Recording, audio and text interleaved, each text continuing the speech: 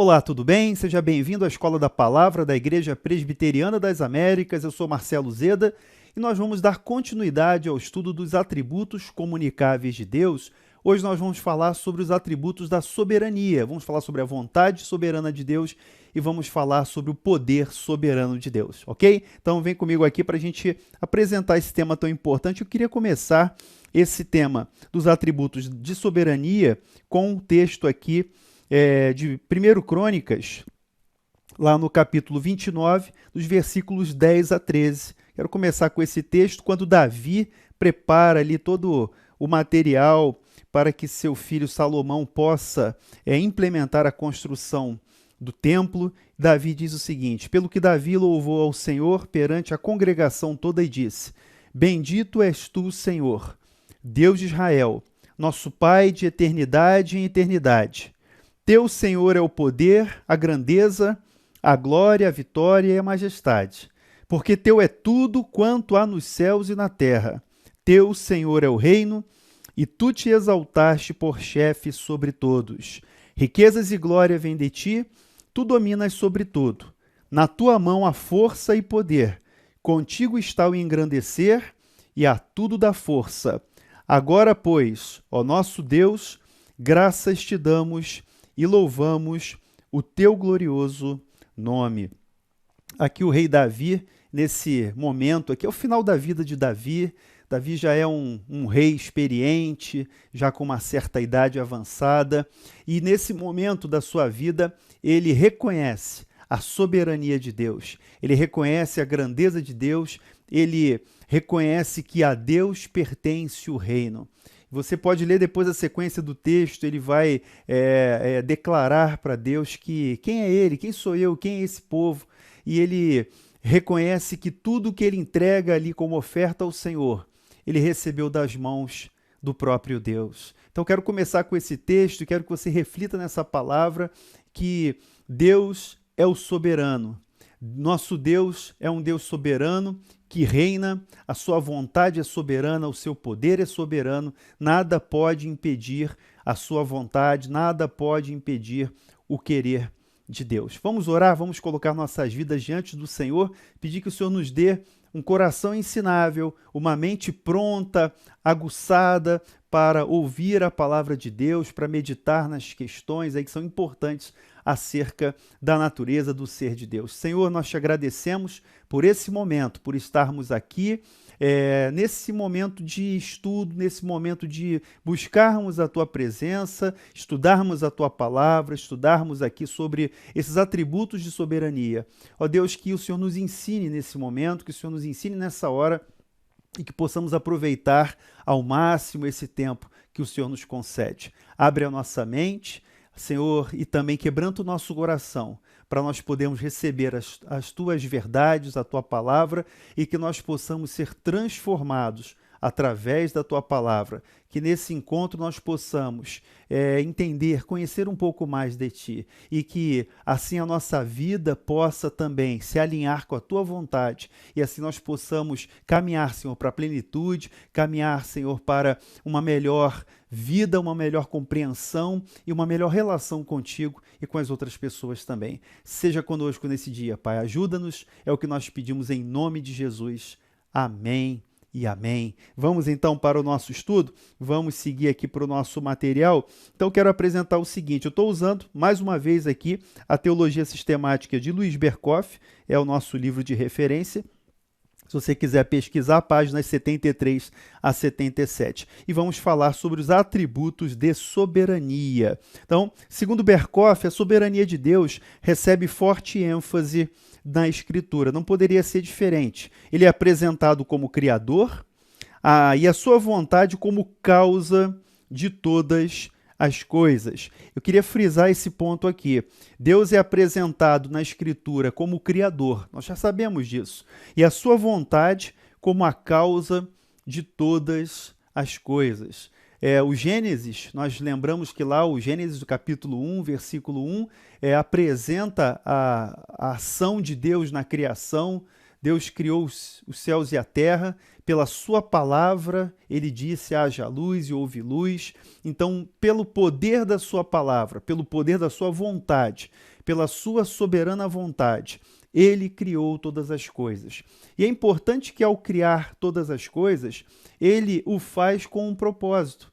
Deus desenvolve a criação, Deus dá vida, Deus cria o universo e ele imprime um propósito em todas as coisas criadas. Um propósito que está alinhado com a sua soberana vontade. E é o que a gente vai discutir aqui nesse encontro, a gente vai conversar sobre essas maravilhas da criação de Deus, repercutindo, refletindo o seu poder, a sua vontade soberana. Então, quando nós falamos dessa sua vontade como causa de todas as coisas, nós podemos afirmar o seguinte, que em virtude de sua obra criadora, o céu, a terra e tudo que eles contêm lhe pertencem.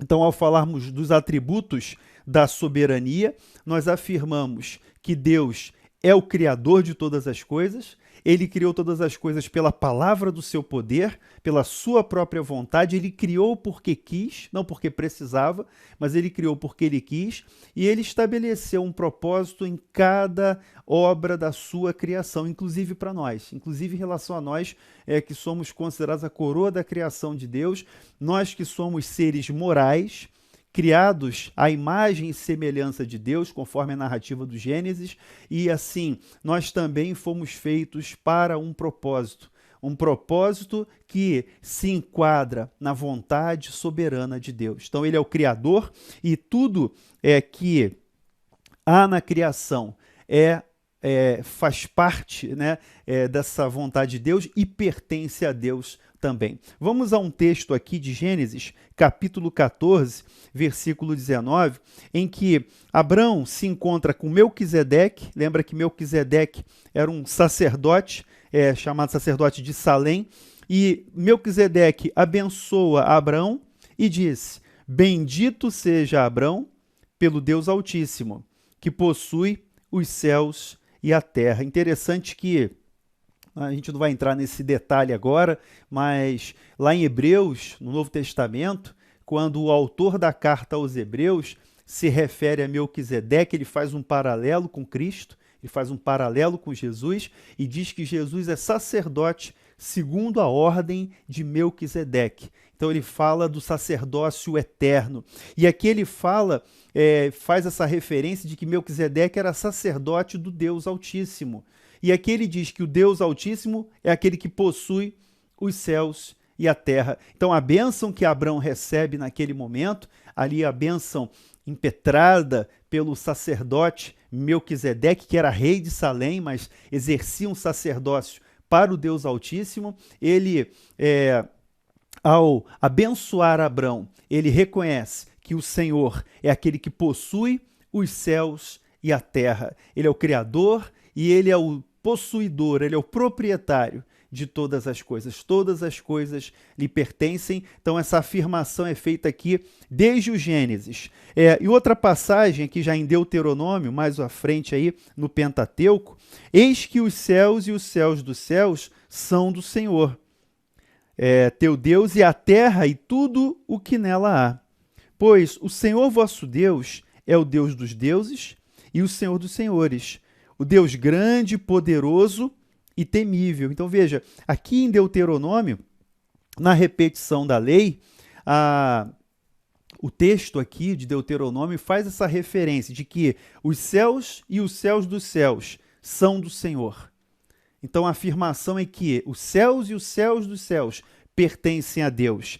A terra e tudo que nela há. Isso é uma afirmação de soberania, de um poder absoluto, de uma vontade soberana, de um reinado.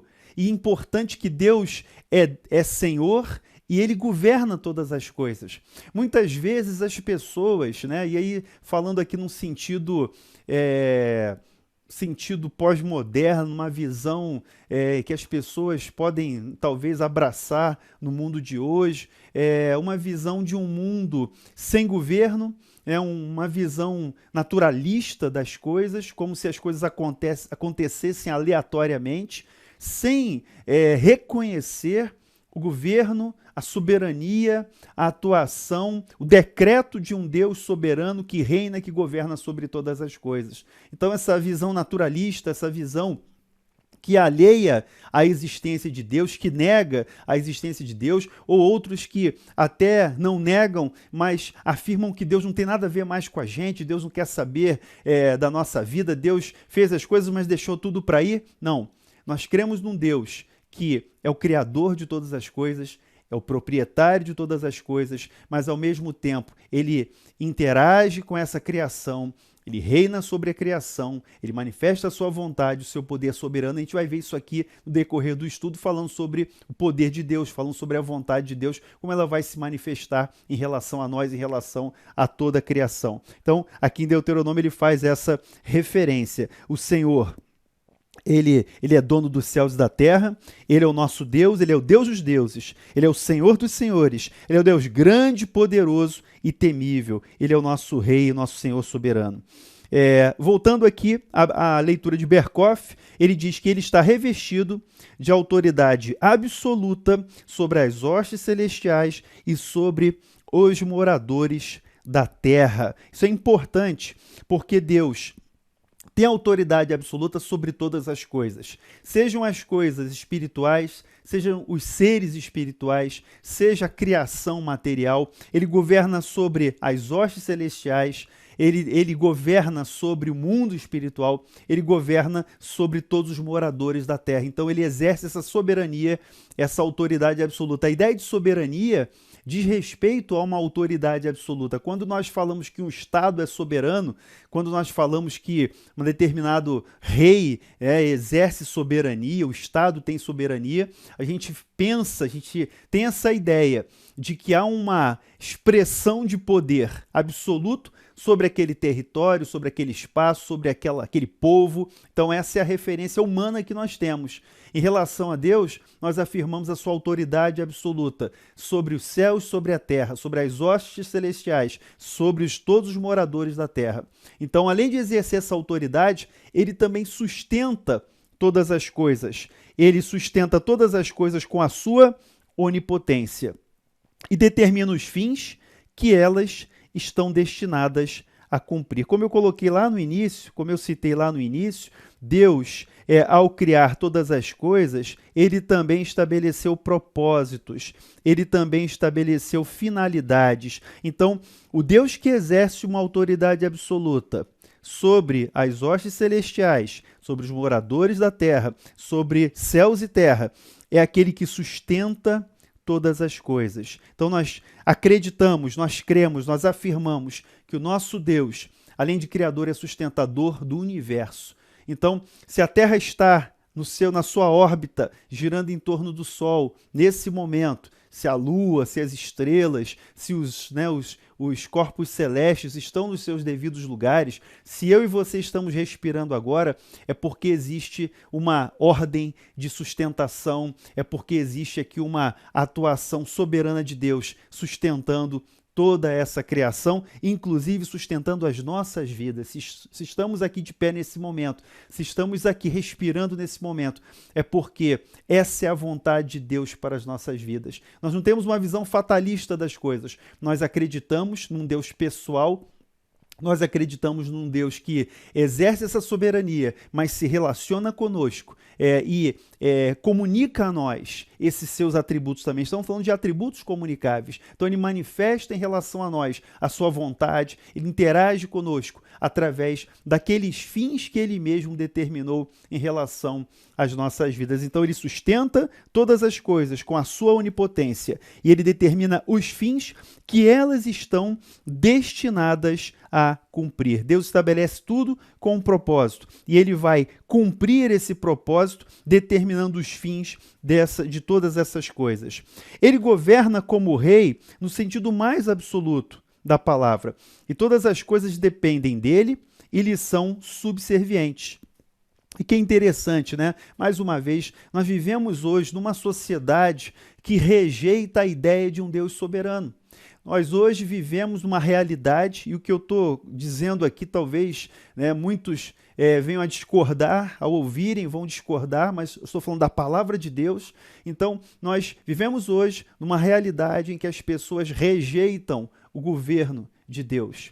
Uma realidade que nós encontramos hoje em que as pessoas querem se autogovernar, em que as pessoas querem ser senhoras do seu próprio destino. Mas eu afirmo aqui, com base na palavra de Deus, que o Senhor Deus é o Senhor do nosso destino. Que Deus é o Senhor do destino de todo mundo, de todo o universo. Ele governa como rei no sentido mais absoluto dessa palavra. Todas as coisas dependem dele e lhe são subservientes, mesmo que a gente tenha a ilusão do controle, mesmo que a gente tenha a ilusão de ter algum poder, mesmo que a gente tenha a ilusão de que comanda alguma coisa, de que faz alguma coisa, mesmo que a gente tenha essa ilusão, a verdade é que tudo lhe é subserviente, tudo está debaixo do seu governo, nada escapa ao poder soberano de Deus. E a gente vai, né, nos enrolar aqui, falar um pouco mais sobre isso, falando sobre a vontade soberana de Deus e sobre o poder soberano de Deus. Então, dois dos atributos requerem discussão sob esse título, a saber, a vontade soberana de Deus e o poder soberano de Deus. Vamos falar agora sobre a primeira, que é a vontade soberana de Deus. Então, dentro do nosso estudo aqui, esses dois aspectos dos atributos de soberania, a vontade soberana de Deus e o poder soberano de Deus. Começando com a vontade soberana de Deus, a importância da vontade divina aparece de várias maneiras na Escritura. É na vontade de Deus, como faculdade de autodeterminação, que estamos interessados nesse momento. É claro que existem diversas divisões, classificações. A gente não tem nesse momento o tempo hábil para esmiuçar todas as visões, todas as classificações possíveis, mas eu vou me ater aqui a essa ideia de que a vontade soberana de Deus, essa sua faculdade de autodeterminação, essa sua capacidade de exercer livremente a sua vontade soberana e de, é claro, vamos ver da vontade secreta, da vontade revelada, vamos estudar esses temas, mas entendendo que, falando de vontade soberana de Deus, apesar das várias divisões aí de estudos que podem ser feitos, nós vamos focar aqui nesse aspecto dessa autodeterminação, essa capacidade, essa faculdade de autodeterminação. É que vai nos interessar. E aqui numa frase, resumindo, ela é apresentada como a causa final de todas as coisas. Eu queria que você pensasse nessa frase. A vontade de Deus na Bíblia é apresentada como a causa final de todas as coisas. A causa final de todas as coisas. Então, dentro dessa sua vontade, dentro dessa sua capacidade, essa faculdade de autodeterminação que Deus tem, ela é apresentada como a causa final de todas as coisas. Vamos entender o que isso significa, então. A vontade de Deus pode ser definida como a perfeição do seu ser, pela qual ele, Deus, num ato sumamente simples, dirige-se a si mesmo como o sumo bem, isto é, deleita-se em si mesmo como tal. Segundo, e as suas criaturas, por amor do seu nome, e assim é a base do ser e da continuidade da existência delas. Então, é interessante que, ao falarmos dessa vontade soberana de Deus, falar dessa vontade como a causa final de todas as coisas, veja, aqui nós temos esses dois aspectos do conceito. Primeiro, a faculdade de autodeterminação. Segundo, aqui a causa final de todas as coisas. E você encontra esses dois aspectos aqui no conceito. Veja, a perfeição do seu ser, pela qual, num ato sumamente simples, dirige-se a si mesmo como sumo bem, deleita-se em si mesmo como tal. Então, quando a gente fala dessa faculdade de autodeterminação de Deus, a vontade de Deus, nesse aspecto, se manifesta, se exerce, né, se expressa de si para si mesmo. Então, a perfeição do seu ser, pela qual ele, num ato sumamente simples, se dirige a si mesmo, ele se deleita em si mesmo como o sumo bem. A gente já tinha falado sobre essa expressão em outro encontro. Deus é o sumo bem. Então, nessa sua vontade soberana, ele se dirige a si mesmo, ele se deleita no seu próprio ser, ele se deleita na sua própria vontade, se manifestando como o sumo bem. E Deus, né, já até conversamos quando falamos sobre o amor de Deus, Deus nos ama porque primeiro ele ama a si mesmo. Então, ele manifesta essa sua perfeição, revelando-se como o sumo bem. E assim, ele se deleita na sua própria vontade. No segundo aspecto, que é a causa de todas as coisas, ele também se dirige aqui, veja, às suas criaturas, ele se dirige às suas criaturas por amor do seu nome, por amor do seu próprio nome, e ele é a base do ser e da continuada existência delas. É aquela ideia que nós vimos há pouco de Deus como a causa final e a vontade de Deus como a causa final de todas as coisas. Seguindo um pouquinho mais, tudo é derivado dela. Então, tudo é derivado da vontade soberana de Deus. E eu quero desafiar você agora um exercício bíblico, tá? Queria que você abrisse aqui, vou escolher umas passagens aqui para você fazer a leitura comigo. Vamos ler o Salmo 135, versículo 6. Vou só dar uma dica aqui, eu sei que você já deve estar fazendo isso, né? Quando eu projetar essa tela com os versículos, você pode fotografar a tela da TV. Fotografa aí a tela da TV, e aí você vai ter os versículos para depois fazer a leitura complementar, mesmo que a gente não tenha a oportunidade de falar de todos eles aqui. Mas vamos lá no Salmo 135, o versículo 6, queria que você lesse comigo esse salmo que fala da criação e da preservação. Salmo 135, versículo 6 diz assim, olha, tudo quanto aprouve ao Senhor ele o fez, nos céus e na terra, no mar e em todos os abismos. Tudo quanto aprouve ao Senhor, ele o fez nos céus e na terra, no mar e em todos os abismos. Então, a gente está falando aqui, olha, de que dessa vontade soberana de Deus, tudo é derivado dela, a criação e a preservação. Então, só citando uma dessas passagens aqui, citamos o Salmo 135, versículo 6, e você pode fazer a leitura das demais. O que é derivado da vontade de Deus? O governo. Vamos lá em Provérbios, capítulo 21, abra aí, Provérbios, capítulo 21, no versículo 1. Tem Daniel 4:35 também, mas vamos ler aqui o governo. O governo é derivado da vontade de Deus. Então diz assim, olha, como ribeiros de águas, assim é o coração do rei na mão do Senhor. Este, segundo o seu querer, o inclina. Então é interessante, como eu falei há pouco, a gente tem a ilusão do controle, a gente tem a ilusão de que a gente governa alguma coisa, mas como ribeiros de águas, assim é o coração do rei na mão do Senhor. E ele o inclina segundo o seu querer, ele o inclina. Eu me lembro que muitas vezes eu orei usando esse versículo, na minha vida mesmo, na minha experiência, pedindo que Deus inclinasse o coração do rei. O rei aqui pode ser um juiz, o rei aqui pode ser uma autoridade, o rei aqui pode ser o seu chefe, o rei aqui pode ser alguém que de alguma maneira é investido de poder, é investido de alguma autoridade. A gente sabe que, assim como Jesus falou a Pilatos, né? Ele disse, olha, eu tenho autoridade para te soltar, eu tenho autoridade para fazer o que eu quiser da sua vida. E Jesus responde, você não teria nenhuma autoridade se do céu não lhe fosse concedida. O coração do rei está na mão do Senhor. Deus inclina para onde quer.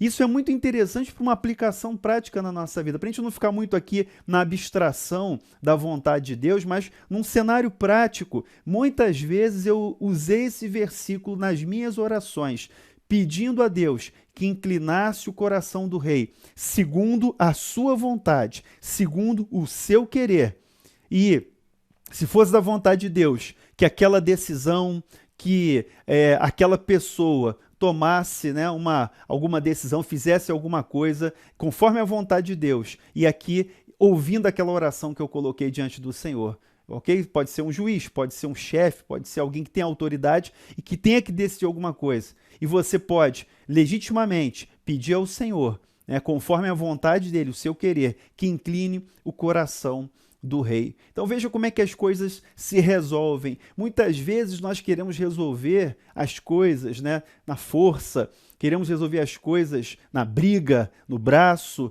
mas esquecemos de orar, esquecemos de que o coração do rei está na mão do Senhor. Ele inclina para onde quer, segundo o seu querer. Então, a vontade de Deus se manifesta no governo. O governo é derivado da vontade de Deus. Eleição e reprovação. Vamos ler aqui Efésios. Eu quero ler com você esse trecho aqui, olha, Efésios 1:11, tá? A gente não vai entrar nesse tema hoje, eu sei que sempre leva, né, quando se fala de eleição, se fala de reprovação, sempre gera uma curiosidade, mas não é o tema para a gente aprofundar hoje, mas Efésios capítulo 1, versículo 11, ele diz assim, olha, nele digo, no qual também fomos feitos, Efésios 1:11, nele digo, no qual também fomos feitos herança, predestinados segundo o propósito daquele que faz todas as coisas conforme o conselho da sua vontade.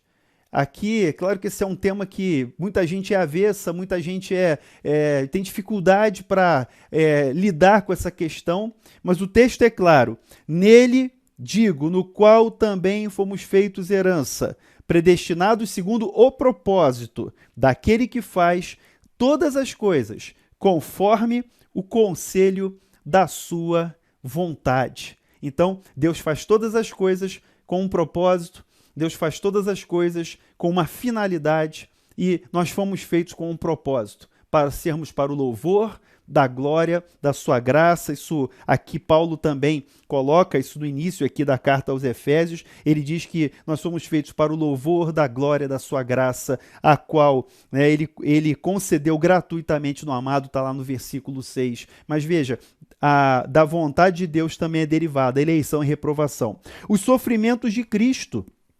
Vamos lá em Lucas, capítulo 22, 42. Vem comigo aí para Lucas 22, 42. Falei que você ia a Bíblia aí, essa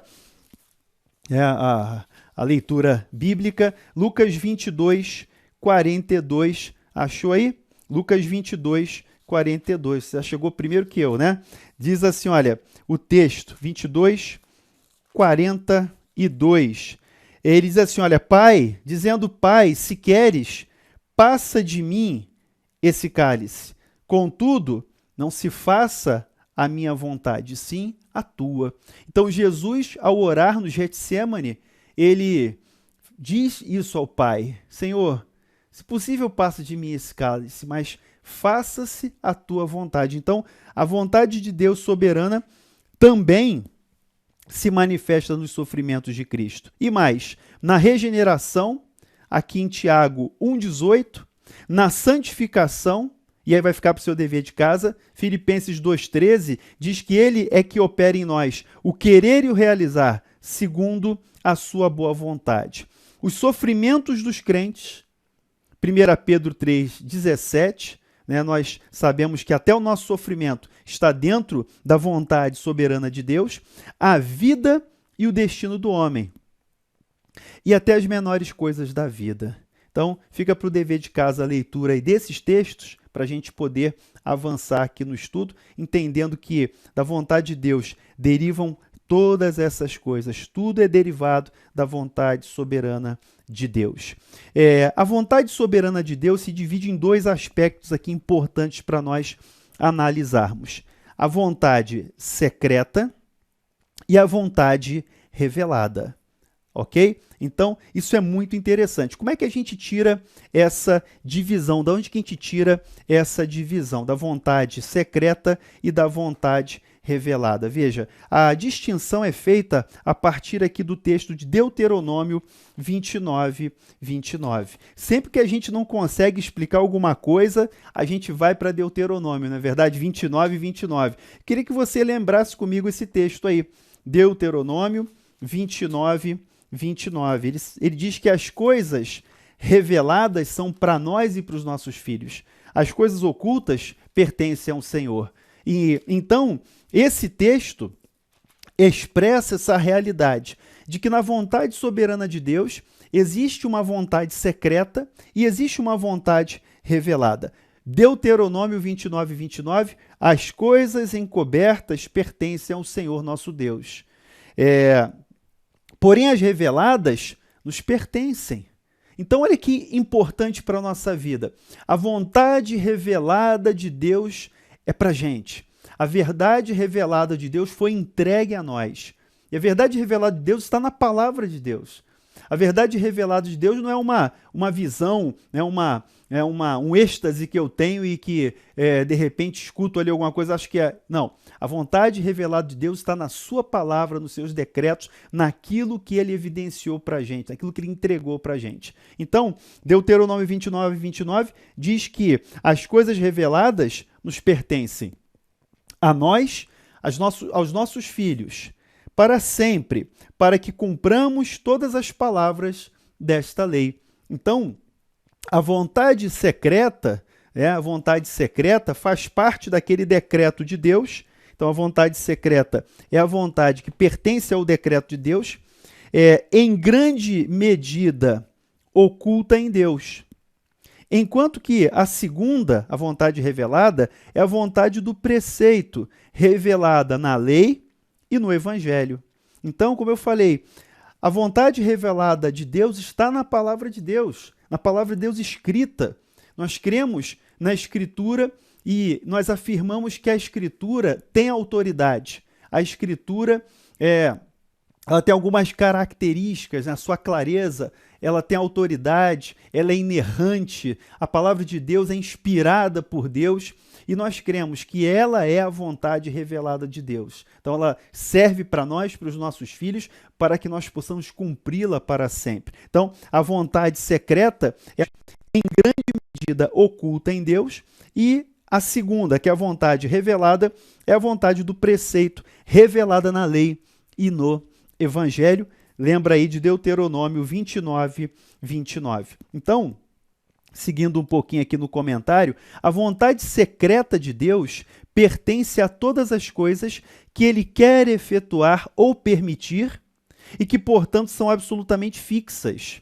É importante a gente entender isso. A vontade de Deus, a vontade secreta, a vontade não revelada, pertence àquelas coisas que ele quer efetuar ou permitir e que são absolutamente fixas. E elas estão aqui, olha, no decreto de Deus, elas estão em grande medida ocultas em Deus, a vontade de Deus através dessas coisas que ele quer efetuar, que ele quer permitir e que são fixas, ou seja, já estão determinadas por Deus no seu decreto. A vontade revelada prescreve o quê? Os deveres do homem e apresenta o modo pelo qual ele pode fruir as bênçãos de Deus. É por isso que lá em Deuteronômio 29, 29, as coisas reveladas são para nós, para os nossos filhos, para que nós vivamos por elas, para que a gente viva pela fé, para que a gente viva pelo Evangelho, pela palavra de Deus. O justo viverá da fé. Jesus, quando foi tentado no deserto, ele respondeu, nem só de pão viverá o homem, mas de toda a palavra que procede da boca de Deus. A palavra de Deus é a verdade e a verdade é a vontade de Deus para nós, a sua palavra é a vontade de Deus para nós. Então, importante essa distinção entre a vontade secreta e a vontade revelada como manifestações aqui da vontade soberana de Deus. A vontade secreta de Deus é mencionada em Salmos 115. Então, aqui mais uma vez, aqui você pode tirar a foto aí da tela. Deixa eu apagar aqui para você tirar a foto da tela e fazer a leitura em casa. E eu chamo a atenção para esse texto aqui, olha, Romanos 11, 33 e 34.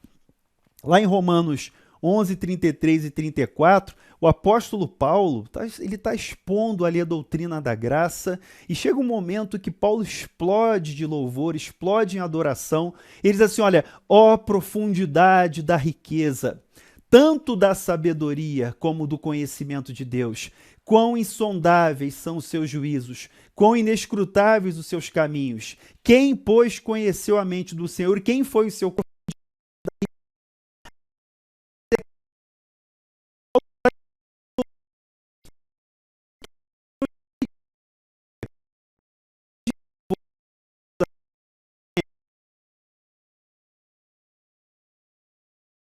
foi o seu quão inescrutáveis são os seus juízos? Então, quem conhece a mente do Senhor? Quem conhece a vontade secreta do Senhor? Nós não alcançamos esse percepção, não temos condições, mas existe essa vontade secreta de Deus.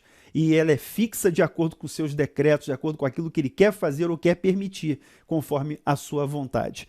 Agora, a vontade revelada, nós temos alguns textos aqui, e eu quero frisar, aproveita que a gente falou de Romanos, deixa eu falar de Romanos capítulo 12, versículo 2, lembra de Romanos 12, 2? Ele diz assim, olha, rogo-vos, pois, irmãos, no versículo 1, pelas misericórdias de Deus, que apresenteis os vossos corpos como sacrifício vivo, santo e agradável a Deus, que é o vosso culto racional. Depois ele diz, não vos conformeis com esse século, mas transformai-vos pela renovação da vossa mente. Para quê? Para que experimenteis qual seja a boa, agradável e perfeita vontade de Deus. A vontade revelada aqui em Romanos 12, 2, a boa, agradável e perfeita vontade de Deus. Como vimos em Deuteronômio 29, 29. A vontade de Deus revelada é para nós. A vontade de Deus revelada é para nós vivermos por ela. É para nós aplicarmos na nossa vida. E aqui Paulo fala de experimentar a boa, agradável e perfeita vontade de Deus. Se é para experimentar e se ela foi revelada, então eu quero. Se é para mim, eu quero, porque eu sei que é o melhor para mim. É boa, agradável e perfeita. Talvez eu não entenda, não compreenda em determinados momentos da minha vida os caminhos de Deus, a gente não sabe. Mas a verdade é que ela é boa, agradável e perfeita e Deus coopera todas as coisas para o nosso bem, segundo a sua vontade. Então, é essa vontade revelada que nós vamos buscar aplicar na nossa vida. Essa última é acessível a todos e não está longe de nós. Então, a vontade revelada está perto, está acessível e ela está aqui vinculada à palavra de Deus. Vamos seguir um pouquinho mais? A vontade soberana de Deus também pode ser dividida aqui em dois aspectos. É claro que essa classificação não exclui a anterior. A vontade decretatória e a vontade preceptiva. Meu Deus, é muito conceito. Não tem problema, tira a foto aí da tela, guarda esse conceito que a gente vai estudar agora. Vontade decretatória e vontade preceptiva. O que isso significa? Vamos lá. A vontade decretatória de Deus é a vontade de Deus pela qual ele projeta ou decreta tudo que virá a acontecer. Quer pretenda realizá-lo, efetivamente, no aspecto causal aqui, causativamente, quer permita que venha a ocorrer por meio da livre ação das suas criaturas racionais. Então, a vontade decretória de Deus é a vontade de Deus pela qual ele projeta e decreta tudo. Tudo que vai acontecer. Seja fazendo, realizando efetivamente, se ele diretamente, ou permitindo que venha a ocorrer por meio da livre ação das suas criaturas racionais. Nós temos livre ação, nós temos livre agência, nós fomos dotados dessa capacidade e, através dessa nossa livre agência, nós somos instrumentos para a realização da vontade de Deus. E é por isso que a gente deve entender o equilíbrio entre a soberania de Deus e a responsabilidade humana. É por isso que a gente tem que buscar compreender essa ideia de equilíbrio entre esses dois aspectos, da soberania de Deus e da também da responsabilidade humana. Então, na sua vontade decretatória, ele decreta tudo o que vai acontecer, seja diretamente, né, ele como causa direta, seja ele usando os seus instrumentos através da livre ação das suas criaturas racionais. Isso tem muito a ver com o que a gente vai ver na sequência, quando falarmos do poder de Deus, da ação do poder de Deus. Então, vontade decretatória. A vontade preceptiva de Deus é a regra de vida que Deus firmou para as suas criaturas morais, indicando os deveres que lhes impõe. A primeira é realizada sempre, ou seja, a vontade decretatória de Deus sempre é realizada. Ninguém pede a vontade de Deus, não é verdade? Agora, a vontade preceptiva de Deus, aqui você pensa em preceitos, você pensa aqui em deveres, preceitos que Deus estabeleceu, ela é desobedecida com frequência. Então, por exemplo, você tem a manifestação da vontade preceptiva de Deus na palavra, dos mandamentos, no evangelho, e não é todo mundo que obedece, não é todo mundo que recebe a boa nova, não é todo mundo que recebe a palavra, não é todo mundo que crê na palavra, que obedece, que busca agradar a Deus. Então, esses dois aspectos, a vontade decretatória é aquela que vai ser cumprida, seja diretamente, seja pelas causas primárias ou causas secundárias, seja através das criaturas morais que têm a livre agência, a livre ação, seja diretamente pela mão de Deus. E a vontade preceptiva que dispõe sobre regras de vida, sobre essa revelação da vontade de Deus, como deveres para as criaturas morais, deveres impostos, né, para as criaturas morais, preceitos que Deus entregou para a gente e que são desobedecidas muitas vezes por nós. Ok? Agora vamos falar sobre o poder soberano de Deus, a segunda parte do nosso estudo. Falamos sobre a vontade e vamos falar sobre o poder soberano de Deus. A soberania de Deus acha expressão não somente na vontade divina, mas também na onipotência de Deus ou em seu poder de executar a sua vontade. Então, quando a gente fala de onipotência, a gente está falando do poder soberano de Deus, que é o seu poder de executar a sua vontade. Seria muito estranho, né, se Deus tivesse vontade soberana e não tivesse a capacidade de implementar, de realizar. Deus tem o querer e o realizar. Citando novamente lá o texto de Filipenses, capítulo 2, 13, é Ele que opera em nós o querer e o realizar segundo a sua boa vontade, falando sobre a santificação, falando sobre o desenvolvimento da nossa maturidade espiritual. Ele opera em nós o querer e o realizar. E ele também nos chama, Paulo nos desafia a desenvolvermos a nossa salvação com temor e tremor. O capítulo 2, versículo 12, lá de Filipenses, fala sobre isso. Então, veja como é que é a interação.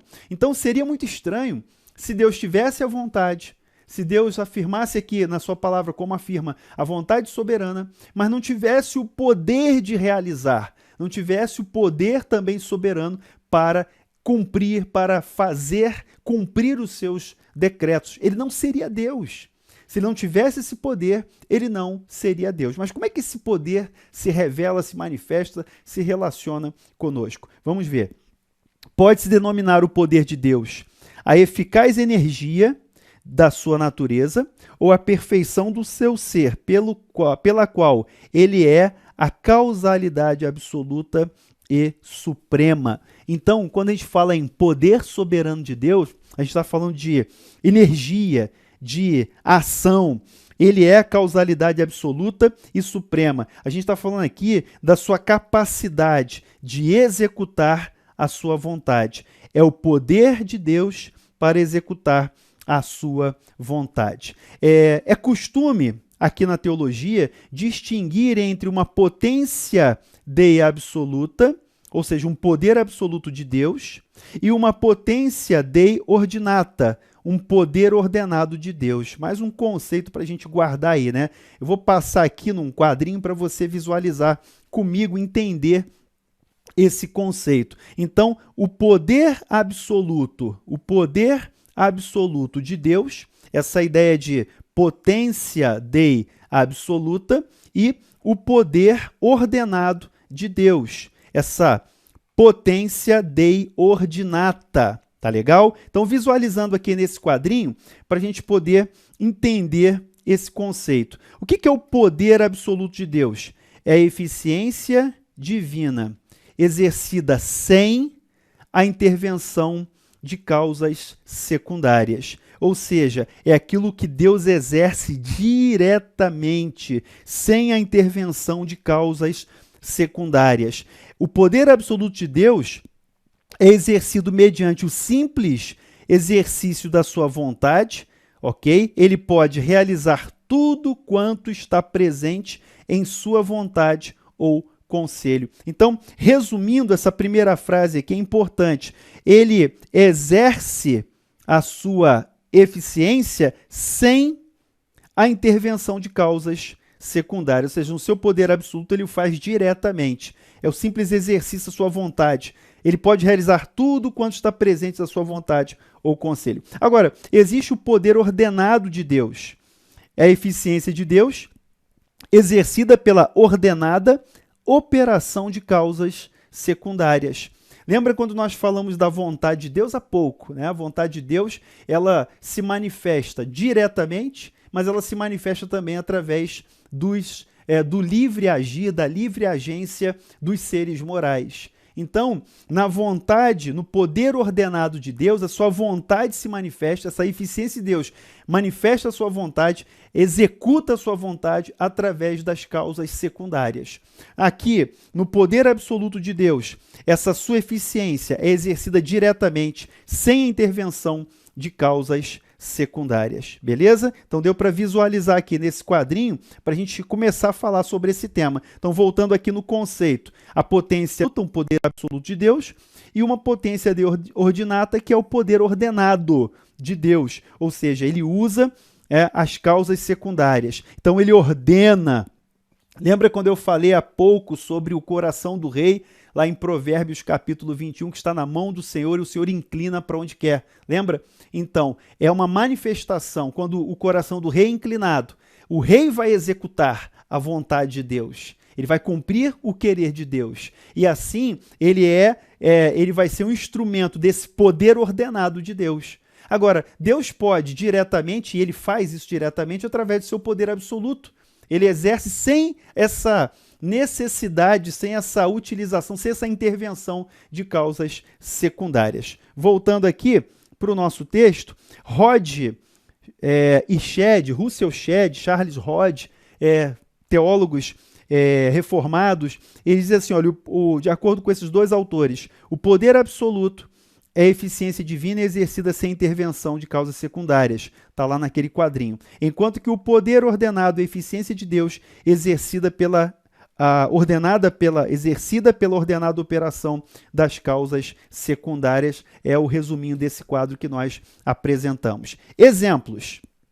Veja só. Jesus em Mateus 3,9 diz assim, olha, não comeceis a dizer entre vós mesmos, temos por pai Abraão, porque eu vos afirmo que destas pedras Deus pode suscitar filhos a Abraão. Então, quando Jesus diz que dessas pedras Deus pode suscitar filhos a Abraão, ele está falando aqui para os judeus, ele está falando desse poder absoluto de Deus. Ou seja, Deus não precisa de nenhuma causa secundária para fazer isso acontecer. Ele faz se ele quiser. Agora, mesmo que ele não faça, e aqui Jesus está colocando em hipótese, ele diz assim, olha, eu vos afirmo que destas pedras Deus pode suscitar filhos a Abraão. Então, Deus pode. Se ele vai fazer ou não, é com ele. Mas que ele pode, ele pode. Então, isso está dentro do poder absoluto de Deus. Ele faz sem qualquer intervenção, sem qualquer mediação de causas secundárias. É o poder absoluto. Então, eu coloco esse exemplo aqui para a gente visualizar. Agora, olha essa segunda parte. Mateus 26, no momento em que Jesus está sendo preso. Ele diz assim, olha, ele diz para Pedro, guarda a espada, Pedro. Acaso pensas que eu não posso rogar ao meu Pai? E ele mandaria nesse momento mais de 12 legiões de anjos? Como, pois, se cumpririam as Escrituras, segundo as quais assim deve suceder? Veja, esse exemplo aqui da prisão de Jesus está dentro da ideia do poder ordenado de Deus. Então, veja, era necessário que Jesus fosse preso? Sim. Então, aqueles que fizeram a prisão de Jesus, no fundo, mesmo que eles não quisessem ou imaginassem, estavam cumprindo a vontade de Deus, cumprindo o plano de Deus. E Jesus coloca bem claro, veja, isso não pode ser impedido. Veja, através de causas secundárias, ele diz, como se cumpririam as Escrituras, segundo as quais assim deve suceder. Ou seja, aqui a manifestação do poder ordenado de Deus. Ou seja, Deus faz o que decretou fazer, veja, o poder ordenado de Deus é o poder pelo qual Deus faz o que decretou fazer, e ele faz isso através da ordenada operação de causas secundárias. E aqui 2 exemplos no Evangelho de Mateus.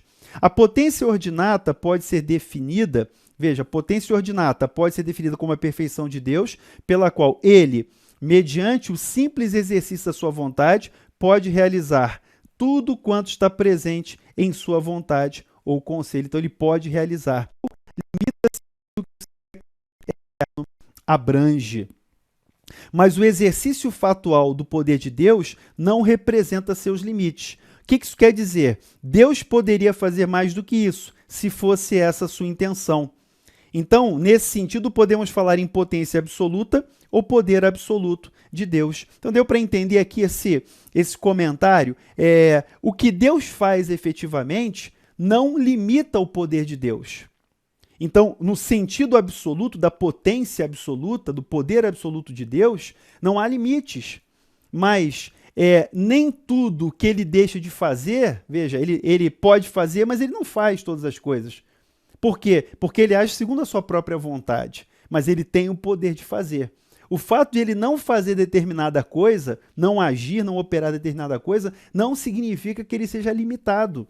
E aí você entende muitas vezes essas dificuldades que nós temos de lidar com o sofrimento, de lidar com a situação do mal, né? Por que existe o mal? Por que Deus tolera o mal? Por que existem essas situações que a gente pensa que estão fora do controle, muitas vezes, e sempre que... E é interessante, estava lendo um texto do Tim Keller sobre sofrimento, e ele diz assim, as pessoas, elas não estão nem aí para Deus. Mas quando acontece uma catástrofe, quando acontece assim, uma situação muito ruim, logo vem alguém para dizer, essa pessoa que nunca estava nem interessada em Deus, ela vem dizer, onde é que está Deus nisso? Já percebeu que é assim? As pessoas não estão nem aí para Deus, não estão preocupadas com Deus. Mas quando acontece alguma tragédia, um tsunami, um terremoto, uma pandemia, as pessoas vêm logo, essas mesmas pessoas, vêm logo questionar, onde é que está Deus nisso?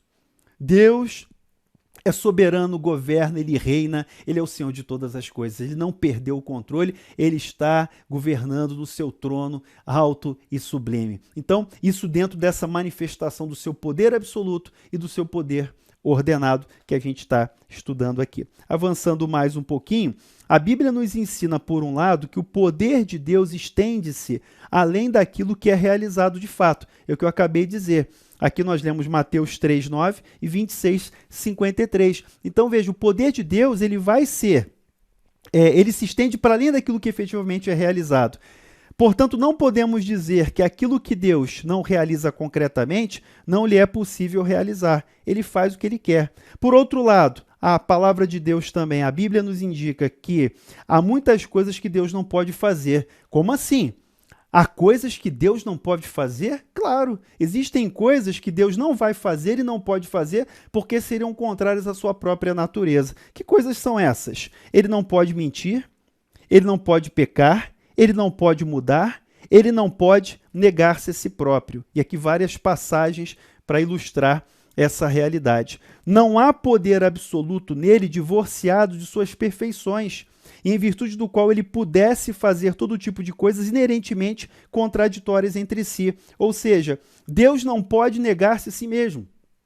O seu poder é absoluto, mas ele não vai agir contra a sua própria natureza, ele não vai agir contra si mesmo, então Deus não vai mentir. Deus não pode mentir, Deus não pode pecar, Deus não pode mudar, Deus não vai contra a sua própria perfeição, a sua própria natureza. Finalizando, vamos a uma aplicação que eu queria deixar aqui uma palavra final para a nossa aplicação. Vem comigo aqui, Jeremias, capítulo 29, versículos 11 a 14, aqui a primeira parte do versículo 14, Jeremias diz assim, olha, eu é que sei, Palavra do Senhor, através de Jeremias. Eu é que sei que pensamentos tenho a vosso respeito, diz o Senhor, pensamentos de paz e não de mal, para vos dar o fim que desejais. Então me invocareis e passareis a orar a mim, e eu vos ouvirei. Buscar-me-eis e me achareis, quando me buscardes de todo o vosso coração. Serei achado de vós, diz o Senhor, e farei mudar a vossa sorte. Eu quero deixar essa palavra final como aplicação de tudo que nós vimos hoje. Eu sei que o conteúdo é muito denso, mas você pode aí, depois do estudo, rever o estudo aí no YouTube, você pode pausar, anotar, é o que eu recomendo que você faça, leia os textos que nós colocamos aqui, mas é que acima de tudo, você entenda que o Senhor tem pensamentos a nosso respeito, a vontade de Deus a nosso respeito. São pensamentos de bem e não de mal. Para quê? Para dar a nós o fim que Ele deseja e que nós desejamos também, que é cumprir a vontade de Deus. Que Deus nos ajude, que Deus nos abençoe, que Deus nos dê clareza, ilumine o nosso entendimento e quebrante o nosso coração para nos deleitarmos na vontade dEle, no seu poder soberano. Oremos. Senhor, te agradecemos por esse momento. Ajuda-nos, Senhor. Abre os nossos olhos, fortalece o nosso coração, que possamos descansar na Tua vontade soberana e crer e confiar no Teu poder soberano, Senhor. Essa é a nossa oração em nome de Jesus. Amém. Até o nosso próximo encontro da Escola da Palavra. Até mais, um abraço.